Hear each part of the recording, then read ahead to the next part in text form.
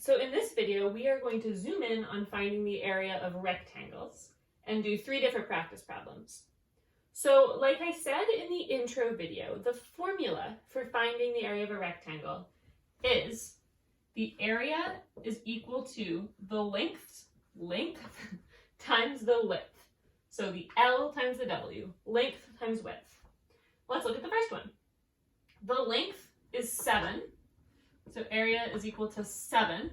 The width is 4. Area is equal to 7 times 4.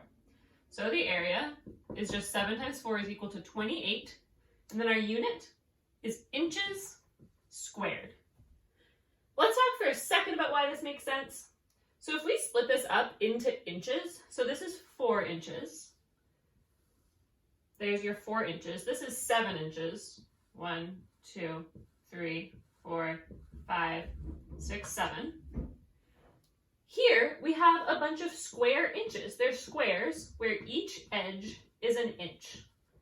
And if we counted them, we would get 28. There are actually 28 of them. 1, 2, 3, 4, 5, 6, 7, 8, 9, 10, 11, 12, 13, 14, 15, 16, 17, 18, 19, 20, 21, 22, 23, 24, 25, 26, 27, 28. So that's why this works, or it shows that it works. But this is never a good method. Well, sometimes it's a good method, but not very often. Let's check out this one. This one's 11 centimeters by 15 centimeters. I could draw all of the squares. It would take me a really long time. What I can do instead is area is length times width, so I just have to do 11 times 15. I'm going to actually do the math inside the rectangle because I'm running out of space. I don't know this in my head, so let's just do it. 1 times 5 is 5. 1 times 1 is 1. Put down the 0. 1 times 5 is still 5. 1 times 1 is still 1. Add it up. So apparently 11 times 15 is 165. And then remember, that means there's 165 little boxes in here. So it's 165 centimeters squared. Okay? This also works if you've got decimals. So down here we've got a rectangle that's 4.6 feet by 1.2 feet. Let's do a little bit of multiplying decimals review. 4.6 times 1.2. Let's first estimate.